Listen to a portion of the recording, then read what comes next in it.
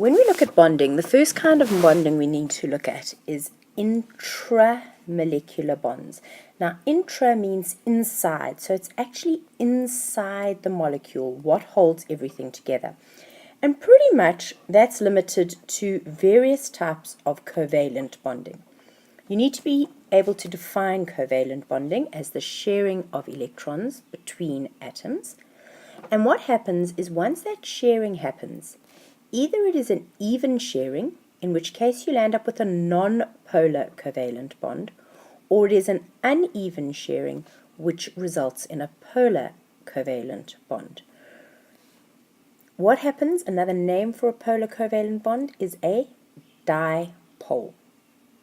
Now, it's important that you realize that covalent bonding is really only going to happen between nonmetal atoms.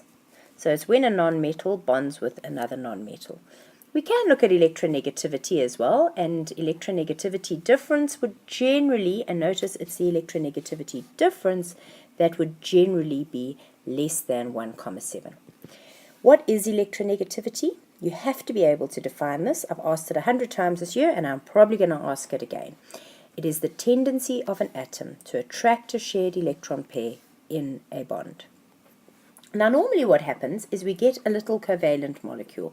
Examples of nice, cute little covalent molecules are things like H2O, CO2, HCl. But sometimes certain elements form a full-on covalent lattice. The word lattice just means solid structure. So in other words, if I take a look at something like diamond or silicon or graphite, all the carbon atoms link together with each other in a three-dimensional lattice structure with covalent bonds. The same would be true of silicon or graphite. And what that results in is a very, very, very, very, very strong, very strong lattice. And that means very high melting and boiling points. With these little molecules, they can drift off and do whatever they want, so they don't have high melting and boiling points. And we'll talk about what holds them together in a second. But there are a few substances where every single atom is held together with every single other atom by a covalent bond. In other words, they are sharing electrons, and those lattices have exceptionally high melting and boiling points. What happens when a metal bonds with a nonmetal? If a metal and a nonmetal get together, and generally my electronegativity difference would be greater than 1.7, what happens is they transfer electrons, and the definition there is that an ionic bond is the transfer of electrons resulting in ions that are held together by an electrostatic attraction. Remember what electrostatic is? Electrostatic is an attraction between positive and negative. Any positive and any negative. And in this case, it is cations and anions. So cations are positive and anions are negative. You would need to be able to draw that out as well. So you would be able to say, for example, sodium loses one electron in a Lewis dot structure to, let's say, chlorine. We show the transfer of electrons, and what results is an Na plus and a Cl minus, and those are held together by an electrostatic force of attraction. Because this is quite a strong positive and quite a strong negative, you actually land up with a lattice. Again, what does this word lattice mean? It means a solid structure, and the lattice in an ionic substance, and we can't say this is intermolecular or intramolecular. It doesn't form a molecule at all, actually. It is an ionic attraction in the lattice. And that also results in high melting and boiling points because it is a strong attraction between positive and negative. The next strong lattice that we have, and again it's going to be high melting and boiling points, is a metallic lattice. And although we say it's a metallic bond, it actually results in a metallic lattice. And that obviously is between two metals. And you get an electrostatic force of attraction between the positive kernels and the sea of delocalized electrons. Again, it's full-on positive thing and a full-on negative thing. They are attracting one another, and that results in high melting points and high boiling points. In most cases, obviously mercury is a bit of an example, but most of them have fairly high melting and boiling points. You don't find gases occur, at least metals, occurring as gases at room temperature. Now let's look at this concept of an intermolecular force. Firstly, you need a molecule, except in one case, the noble gas atoms.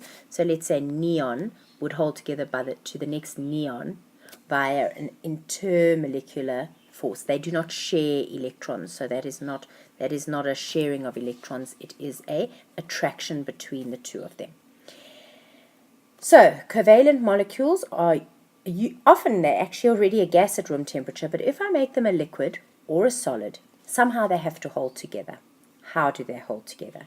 They hold together by very weak forces of attraction, either dipole-dipole forces of attraction, ion-dipole, or induced dipole, which we also call London forces. There is one special kind of dipole-dipole called a hydrogen bond force. Now I'm going to keep this all in mind, and I'm going to explore these molecules over here and try to link them to both their intramolecular force, in other words, what is the bond, and what is the intermolecular force, in other words, what would hold the lattice together. So it's slightly different. The lattice is now held together by an intermolecular force. So let's draw ourselves some little diagrams. Nitrogen holds together with a triple bond. There's no difference in electronegativity, so that is going to be a non-polar covalent bond between two nonmetals of equal electronegativity. What holds them together in the lattice is a London force, because London forces occur between nonpolar molecules. And also noble gases. All right, the next one we can look at is something like C2H2. We know from organic chemistry now that that would be an ethyne molecule. Again, this is a very linear, very symmetrical molecule. Carbon and hydrogen have hardly any electronegativity difference, so it would be a nonpolar, almost, not quite, but almost nonpolar covalent molecule, and therefore held together by London forces. Very weak polarity. The next one we can look at is, what if we put something like CH, again nonpolar, looking very nonpolar, until we get to this iodine, and then suddenly that part of the molecule is going to be slightly negative, leaving this part slightly positive. So this molecule is slightly polar, not very good polar, it's slightly polar, and it would be held together by dipole-dipole van der Waals forces. And the next example we can look at is the ammonia. I had a little H there. Is if I were to take a look at nitrogen, hydrogen, hydrogen, and hydrogen. I've got quite a high there's a lone pair over there. I could draw it with Lewis dots as well. I can say, let's go with that. Put that as a dot, cross, dot, cross, dot, cross. The nitrogen has got the 5 dots, and the hydrogens each bring 1 cross, and we share, share, share, and share. This turns out that if you look at the electronegativity difference between nitrogen and hydrogen, it's going to be nearly 1. So there's a significance in that. This becomes slightly positive, this side slightly negative, slightly positive, and you land up with a polar covalent molecule. What holds that together? Well, normally it would be dipole-dipole, but it is one of your 3 exceptions that you need to worry about, and those 3 exceptions for hydrogen bond forces are water, ammonia, NH3, and hydrogen fluoride. We call these the NOF gases, oxygen, nitrogen, and fluorine, NOF. And therefore, you can see that all of those, nitrogen, oxygen, and fluorine, are small, and they have relatively high electronegativities. So it's small atoms bonded to hydrogen,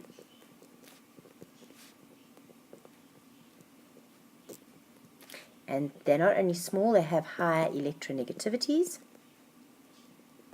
and therefore you land up with a very polar, very small molecule that can nestle close together and form a hydrogen bond force. So this is not going to be dipole-dipole, it's going to be hydrogen bond force. What that does is the hydrogen bond force makes a higher than normal melting and boiling point because it's unusually strong. Normally small molecules are not strong, but these ones, because of their high electronegativity and the fact that they can get very close together, they land up having a stronger than usual intermolecular force. Carrying on, let's look at something like CCl4. So this turns out that each of those bonds is polar, but the entire molecule is symmetrical, so you get a non-polar molecule with polar bonds.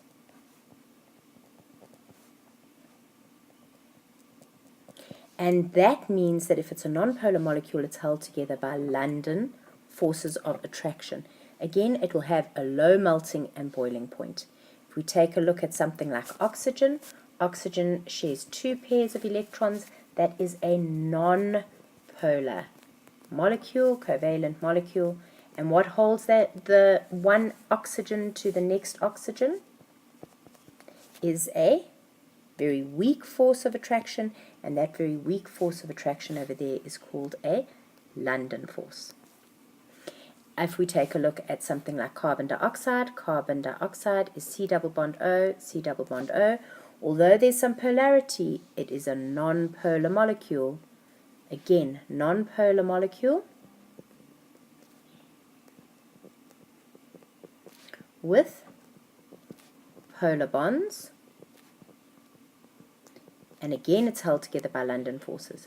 Just try and draw that out using Lewis dots as well, just so that we remember our Lewis dots. Carbon, 1, 2, 3, 4. Oxygen, 1, 2, 3, 4, 5, 6. 1, 2. Oxygen, 3, 4, 5, 6. So the oxygen thinks it's got 8. The oxygen thinks it's got 8. The carbon thinks it has 8. And last but not least, we need to be able to do the structure of water. And the water is going to look like this: hydrogen, oxygen, hydrogen, oxygen, oxygen, oxygen, oxygen. And it's an angular molecule, and you really should know that by now. And that's what water looks like as a Lewis dot structure. What is that? Those are polar covalent bonds. So that's the intramolecular force. And the intermolecular force, what holds one water to the next water. So if we're going like this,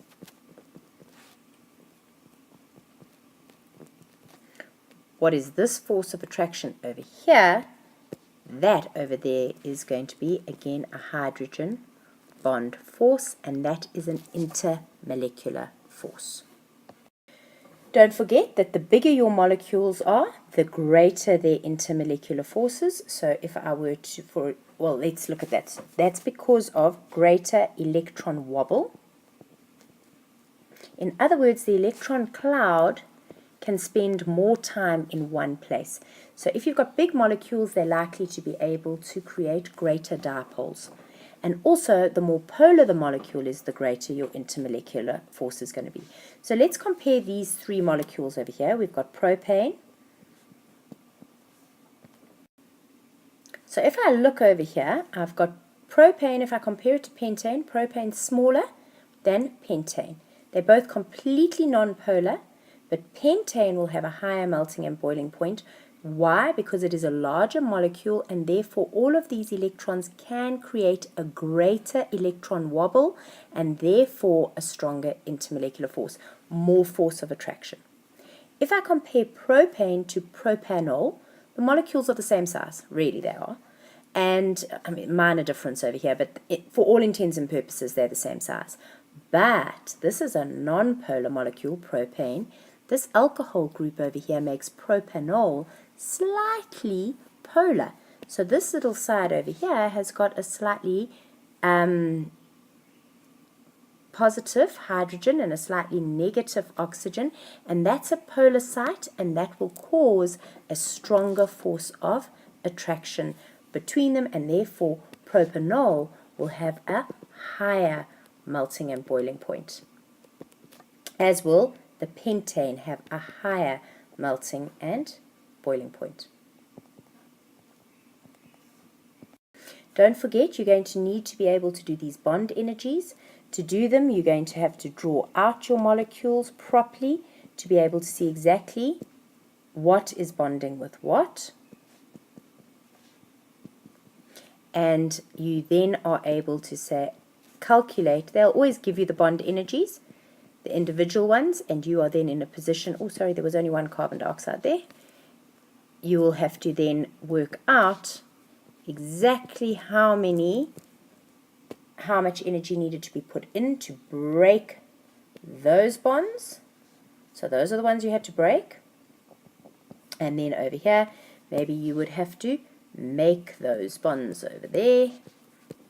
And how much energy did you need to make the bonds? And you see whether you made more or you broke more to see if it's an exothermic or an endothermic reaction.